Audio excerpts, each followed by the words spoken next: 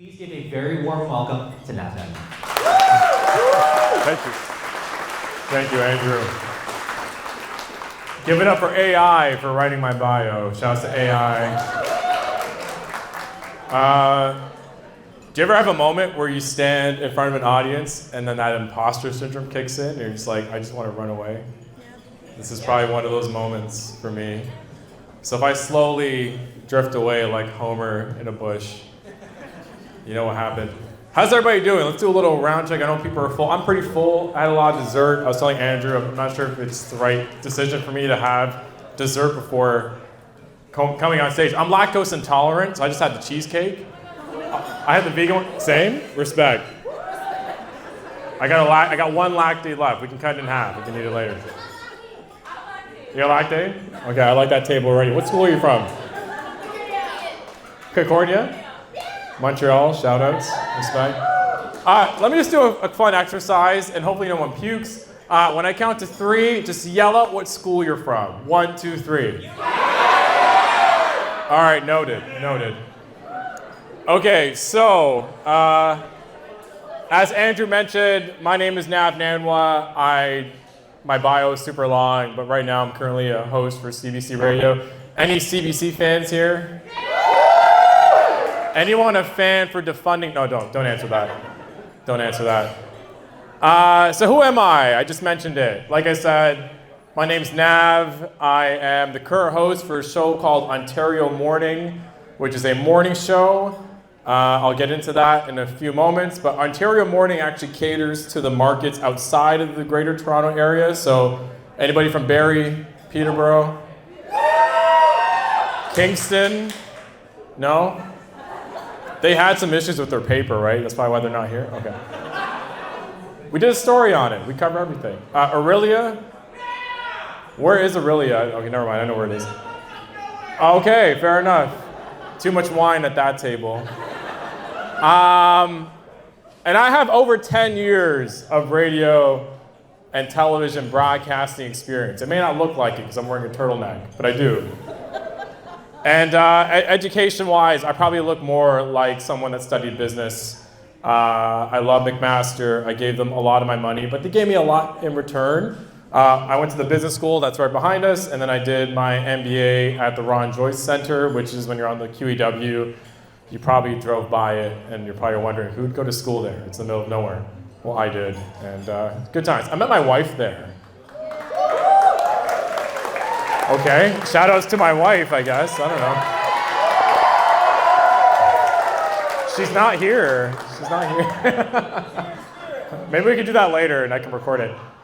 So I mentioned I'm a morning show host. What was that? Yes. Shout outs to my wife. She's taking care of my 2 little kids right now. Yeah, you can cheer for my kids. Do you want to take care of my kid? Okay, okay, this is getting off the rails. Anyways, let's put it back. Right there's an alarm clock. Oh, is the mic still on? So that's what time I wake up every day, 4 a.m. When you're a morning show host, you probably wonder when you turn on breakfast television, when you turn on Howard Stern, which I'm probably aging myself. Boo. Okay, we won't get into that. But that's the time that a lot of morning show hosts wake up. They wake up at 3, they wake up at 4, and they're usually on the air by the time all of you wake up. Although I did hear that Gen Z likes to sleep in. So maybe you don't even know what a morning show host is, but this is what we do. So why am I here? Right? That's a great question. I was wondering that when I rolled up and I saw all of you guys looking snazzy. Someone was wearing Jordans, and I was like, that's amazing. I love that yellow suit. I actually gave you a compliment, and you looked at me like I was weird. It's okay. Like, who's this guy with a backpack on? He's probably lost. But it's a nice suit. I like that suit. But why am I here? Why are you here? Journalism. Okay, journalism. And it's a question that comes up a lot in our lives, right? If anyone's having an existential crisis, you tend to ask yourself, why am I here? What does life mean? Yada, yada, yada. But when it comes to the work that we do as journalists, this is a question that we ask quite a lot. And I do find myself asking that question a lot when I'm here. Anyone know this building? Yeah! A lot of CBC fans. You may want to watch out for that table down there. So this is where I work. It's a fancy building. They call it the Canadian Broadcasting Center. Wow, so fancy.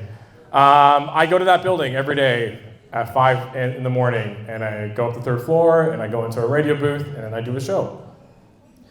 And I would say every so often, there are days where I ask myself, why am I here? Like, what am I doing? Does it all make sense?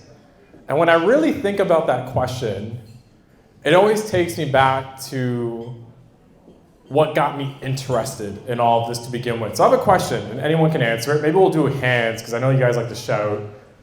The wine's flowing, it's okay. The red wine is actually really good. But I'm wondering, I'll ask you, what was the first thing you watched, read, or heard that made you fall in love with what you're doing right now? I'm really bad because I don't have a journalism background. I don't either, don't worry. I don't know, like I really love storytelling. I read this book called Breathing Underwater when I was a child, and it just stuck with me. It's not a very good book, but it just kind of made me fall in love with telling stories. I love it. A book that you don't like that gets you into journalism. That's great. That's a great story. Anyone else? What's the thing that just yell it? Stuart McLean, okay. Shout out to Stuart McLean, yeah. Anyone else? Anyone else? Do you guys not read journalism, listen to podcasts? Yes, you. The Daily. The Daily, great podcast. Yeah, I do mimic The Daily on my show sometimes. Yeah, we'll be right back. For me, it was this place. Anyone know what this place is? This will probably be condos in like 2 years. But that is Much Music. Yeah, that's a Chum building. Now it's the Bell Media building. As of a few months ago, CP24 and BNN were out of this building. Now they're in Scarborough. This building is having its own existential crisis. But when I was a kid, this was my life. I didn't have YouTube. I didn't have TikTok. I didn't have whatever you guys are using nowadays. Don't say it. If you use Truth Social, don't say it. This is all I had, right? I had Much Music. I had City TV. This was like the epicenter of my TV watching fandom when I was growing up. My dad religiously would watch City Pulse at 6 p.m. It became like a family event. We all knew at 6 p.m. Dad had the TV. If you tried to take the TV away, you're asking for a death sentence. That's what comes with being a child of South Asian parents, right? You just disappear if you don't listen. Shout outs to South Asian parents. They taught us a lot, and the bruises are real. But Much Music was what we had on for the other 23 hours. For me, Much Music was everything. I loved music. I loved the VJs. I loved the way they did their content. I love how this place, when I first visited it when I was 8 years old, just felt like a holy shrine. Like, I didn't think it was real. And what I really enjoyed about Much Music was how they engaged with audiences of different ages. How they made you feel a part of the content when you were watching it. And I knew I really wanted to be a part of that. So what ended up happening is, when I was in grade school, I did a couple things because I fell in love with having attention. This is kind of cool, having you guys look at me right now. It's weird, this is nerve-wracking for a lot of people, but for me, I fed off of it. So when I was growing up in school, I was acting in drama. I was a Bollywood and Bhangra dancer. Shout outs, that sounds like a Bollywood crew down there. Kuch kuch hota hai. And then I also did 1 year in orchestra band. I played the drums, wasn't very good. There's a reason why I'm a radio host. I probably wasn't good at any of that, but what I loved about it was I loved the fact that we were in front of audiences, we're making them happy, we're getting them engaged, we're getting them interested in what we were doing. And that entire thing kind of followed me throughout my life as I continued on. Now, I mentioned my parents earlier. They were all, I joke, but my parents were actually great. They were very supportive of what I did, but they were also realistic, right? When you have immigrant parents, they want the best for you. And it wasn't easy for me to tell my dad that I wanted to go into filmmaking, that I wanted to be a TV personality, that I wanted to be a radio host. He wanted some stability, so I did the next best thing. I tapped into business. And I decided to go into marketing because marketing gave me that ability to still engage audiences, but do it in a, much fancier way. But when I went to McMaster, like I really did sort of continue on in that path. Like I promoted club shows, I was involved in student government, I was a residence don. Like I continued to do things where I was engaging with people on a consistent basis. And I do credit Mac and DeGroot for giving me those opportunities. So if my clicker works. Okay, so fast forward, I go to do my undergrad at Mac, took a year off, helped out my aunt's real estate business, then went back to Mac because I just wanted to give them more money. It's like, just take my money, Mac, please. Name a building after me one day. And I did my MBA. So I did my MBA. I did an MBA co-op program. So you can question if that's a real MBA or not. Probably is. But I did an MBA co-op program, and it was a great program. It taught me a lot. And I did my first co-op at an advertising agency. And it was really like my first time doing like a 9 to 5. And I got bored. Like I was so bored. Like I was taking the subway into work, sitting in my cubicle, just like this guy, hopping into meeting after meeting, putting together status reports, pretending I was engaged in meetings. Like I was an intern, so you did intern stuff, right? Like getting coffee for the higher ups. Unfortunately, I did that. That's a thing. So I was looking for something to do. So I remember I made a goal for myself in 2012. Anyone born in 2012? Okay. You guys are groaning like it's an insult. Like, anyways. 2012 comes, and I made a New Year's resolution for myself that I want to try something that I've always wanted to try, but I've never tried before. I remember I went to my sister's place, and my brother-in-law was there, and he's like, hey, Jesse, his cousin, has a radio show. It's a South Asian radio show. It's in the evening. This new South Asian radio station startup called Nuts Radio. It's pretty cool. Like Jesse's getting into that, and my ears like lit up. I was like, oh my god. I was like, can I contact Jesse? Like I want to talk to him. So I contact Jesse, and I just asked him, I was like, hey man, like I'm kind of in this like discovery phase. Like I'd love to just come in and just hang out with you while I do this show. I just like wanted to be a part of it. Like I just wanted to be around it. So one thing led to another, and I visited the show a couple times. I met the station manager, and for some reason I had like really high confidence where I felt like I could do a radio show even though I had zero experience. And I remember being in that meeting, and I almost heard like a snicker come from the station manager's voice, being like, you're pitching me a show? Like, who are you? But then what I told her is like, hey, I got a business background. Give me 1 hour, train me how to do a radio show, and in return, I'll do cold call sales for you. Sounds like a good trade-off, right? But this is a radio station, an online radio station, which in 2012 was unheard of. Now it's like, okay, they're all online. They had zero data on their listeners, and nobody was interested in the South Asian market in 2012. Now they'll give you everything, because every brand is trying to get in with diversity, right? But back in 2012, it was still brand new.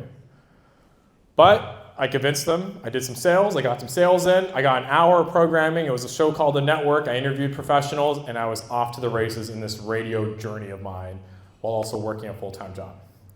So it led to many different things. I did the online radio thing for a year. Eventually, I went on Rogers TV Peel, because I'm from Brampton, Mississauga, and I got to do, shouts Brampton. I'll take that one. Brampton's home, that's where my parents are at. I did Rogers TV Peel. I got to host a live show with zero experience. Anyone read like Outliers by Malcolm Gladwell, like 10,000 hours? Yeah, I got my 10,000 hours doing that show because I was literally hosting it 3 times a week, 2 hours live TV. It was wild, and we had some interesting callers, and I remember being in the back of my head, just like this presentation, like, what am I doing here? And then eventually that shut down because Rogers, the big corporations love to cut things. That's just the trend. And then a few years later, I did a journalism program at Seneca for 16 weeks. And then I eventually brought on an arts and pop culture show called New Theory Radio on Saga 960 AM. So I loved local. Like local was my jam. I loved being in the community. I loved just profiling artists, having conversations. That became my thing while I was working full time. Like I was still doing my brand marketing thing. I got to work with the CFL, I got to work with No Frills, I got to work with Maple Leaf Foods. I got to do Snickers. I got to do like Raptors partnerships. So I had a 9 to 5 where I was making money. I had a 5 to 9 where I wasn't making any money, but I was having a lot of fun. And magically on the weekends, I had a girlfriend. So she's now my wife. I'm glad it worked out. This is a great crew. I love it. I'm going to tell my wife, like, they were cheering for you. I hope you know this. So I was doing that. Eventually, that kind of led to other things. Like, because I was so involved, I started curating music shows in the community. I started hosting events. It just, all of a sudden, it became a thing. Like, I had a personal brand. Anyone know what a personal brand is? You know, you invest in yourself. Yeah, I had a brand in the community. And I started to, like, use a lot of what I was doing from a journalism standpoint as a way to make money in other ways, which worked out. But I still was keeping it up. Then all of a sudden, this happens. Remember this thing? Yeah. Anyone have, no, okay. Anyone here with COVID? No. This happens, and the world shuts down. I can't believe it's been 5 years. It feels like it was only yesterday. This happens, and the world shuts down. What makes it even worse, it was on my birthday.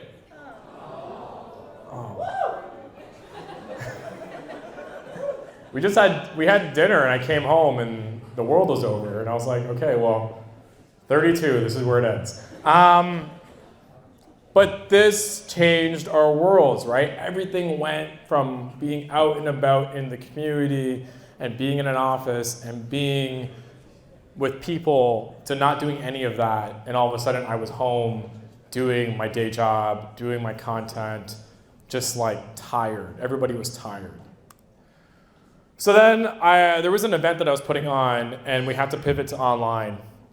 And somehow somebody from the CBC contacted me, and they're like, hey, we heard that you're like an event organizer. Like, we're doing a panel with different event organizers, and we want to get you on the panel to talk about this whole pivot from going in person to online. I was like, okay, cool, whatever.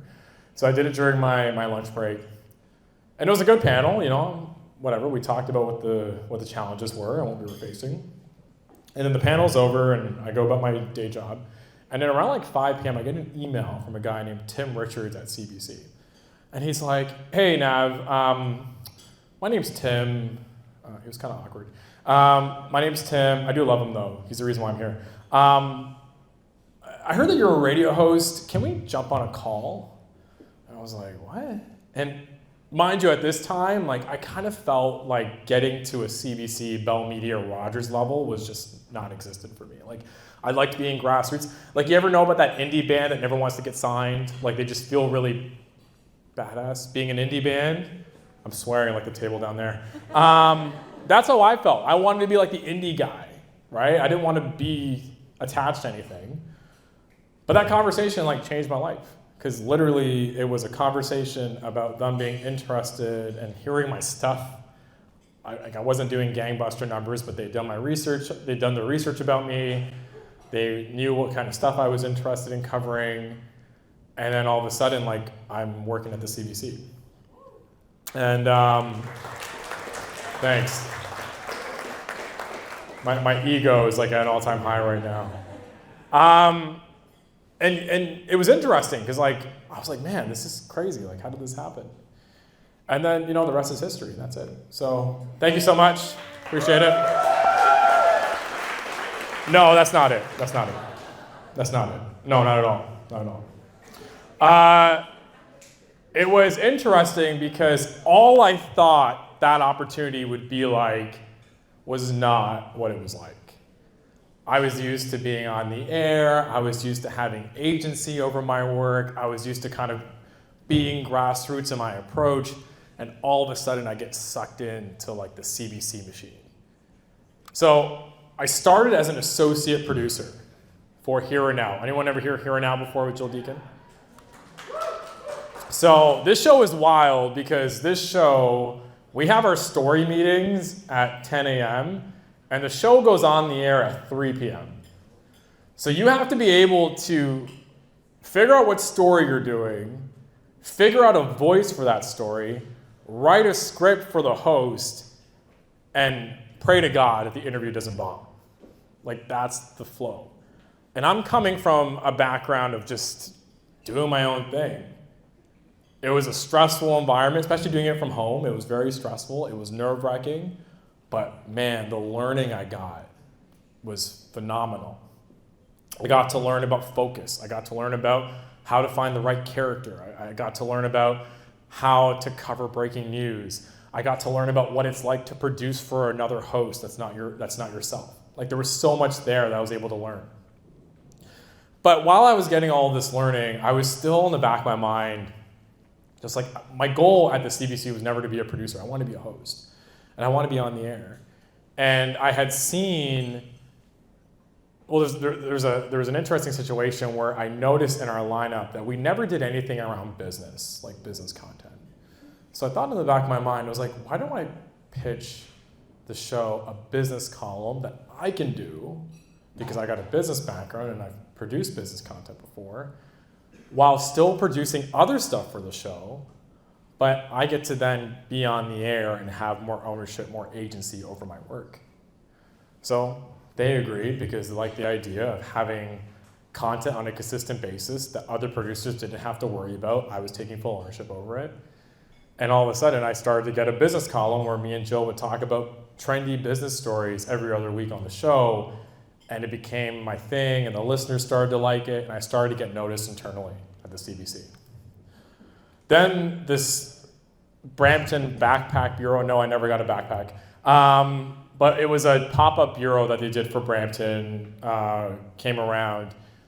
And then I thought to myself, I was like, well, I did Rogers TV Peel. I'm from Brampton. I have a lot of connections in the area. Let me apply for this. And I ended up getting it, and I quickly became an associate producer on the afternoon show to becoming a reporter/producer for the bureau, producing some very distinct stories about the community with a focus on the BIPOC community that lived in Brampton, because Brampton was getting a lot of hate at the time coming out of the pandemic. We were considered, I'm saying we because I rep Brampton to the fullest, Brampton was considered like the hotbed for COVID. So this was a way for us to change the narrative of that story and really shine a light on the people that live there. So this pop-up bureau comes and goes, and I'm still just not like where I need to be. And I'm always thinking about, should I just become a freelancer and then go back to marketing? Should I do something else? Yada, yada, yada. And then all of a sudden, I hear about an opening in Windsor. Anyone been to Windsor? Yeah. Great city. Represent. I'm hearing laughs. Come on, don't laugh at Windsor. I heard that Windsor's host was retiring. He had done the show for like 20 years, and they wanted something different. So I went to my mentor at the time, and I was like, look, I want to be a host. Like, that's what I want to do. That's why I came to the CBC. I want to be on the air. What can I do? And she's like, well, if you're willing and able, there's this job in Windsor, and they want to do something different with the role. You might as well put your name forward and see what happens. So after convincing my wife that we're going to leave Toronto for Windsor, there's a reason why she's not here. We do love Windsor, though. We loved it. It just worked out, and I applied, and then I got it. And it was crazy because it wasn't guaranteed, right? It wasn't guaranteed at all. Like, it was just one of those situations where I just kind of, assumed it was going to happen, and it happened. So when you put in the grand scheme of things, I had 4 roles in 18 months at the CBC, which if you ask a CBCer, like if you asked Jamie Poisson yesterday, she probably would have been like, no, that doesn't happen at the CBC. Like at the CBC, it's layers after layers, and you need to earn your keep. But for me, I just kept thinking about what drove me, and that was engaging audiences. It always stuck with me. Like I went back to this place when I was in high school. Like, why am I here? And I'm here because I feed off of being in front of an audience and being able to communicate information with them and being able to elicit a reaction. So why have I told you about my life for the last 15 minutes? You're probably bored and going to ask Andrew for a refund. There's no refunds, yeah. Yeah, no refunds. I told you about this because the whole theme of this conference is perseverance, right? And to me, I think the key to perseverance is passion. Obstacles are going to happen. There's only so much in our control that we can actually control. And chances are, when you're in this industry, the obstacles that you're facing are probably beyond your pay grade when it comes to you actually impacting them. So what you need to do is you need to think of your passion, and you need to make sure that you use that as that fire that leads you to wherever you need to go. So I got 3 key takeaways. I'm looking at the time. I think I'm running out of time. But I got 3 key takeaways for you. I call this the 3N framework. And I feel like this is how you know like a business student's giving you a presentation. Because we turn everything into frameworks. Like we sound important, like we're trying to be Maslow. Only a few of you got that, my peoples. Maslow's hierarchy. So this 3N framework, if you're going to take away anything from my presentation, I want you to take this away. And it's 3 N's, and obviously one of the N's isn't going to be me, right? But I want you to think about these 3 things as you tap into your passion for perseverance. Niche, network, and nuance. Niche. Identify your niche, and then figure out how you can use it as a solution. I did that 2 ways. I wanted to get into radio. I was willing to do anything. My niche was my business background.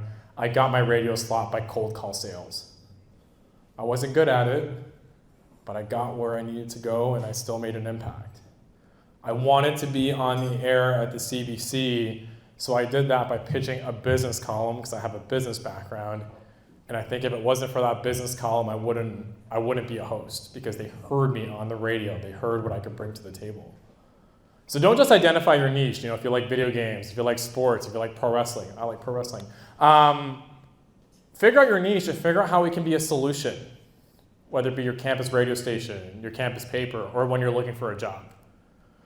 Network, internally, externally, and everywhere else in between. There's no excuse that all of you can't be adding each other on LinkedIn, and avoid the dating apps. Like, let's make some solid networks. I will say my biggest transition going from the business environment to the journalistic environment is that I feel like journalists don't do a good enough job in advocating for themselves. You guys do important work. Go promote it. Go tell people internally what you do, what you offer. Tell people externally and become a community champion. There's a reason why now internally I've become the Brampton guy at the CBC because I have all the voices because I've already engaged with them. That's valuable, and management takes note of that. And last but not least is nuance, and I gave the Webster's definition of that. It's so easy nowadays to be guided by deadlines, guided by the algorithm, but the best stories are the ones that consider nuance, and when you consider nuance, you're thinking about your audience. You never want to be in a situation where you do a story and you misrepresent a community. Or you take a quote that was given to you and you use it in a different context because you're trying to fit it into the focus of your story. The best storytellers are the ones that actually think about nuance right from the get-go, and they try to do all of their characters, whether they agree with them or not, justice, because that's what's important. So you're probably asking yourself, what is my passion, right? It's a very hard question. I don't have the answer for that, so I can't tell you. But there is ways to figure it out. And I get it, right? The journalism industry is going through it. News fatigue is real. Cuts are real. AI is real. And I get it. This industry can bog you down. But I think it's very important that the one way you identify your passion is by identifying what you're willing to wake up at 4 a.m. for. Because that will help guide you to your goal of perseverance. I'll leave you with this Rick Rubin quote, do the work and the work will do the rest. Thank you so much.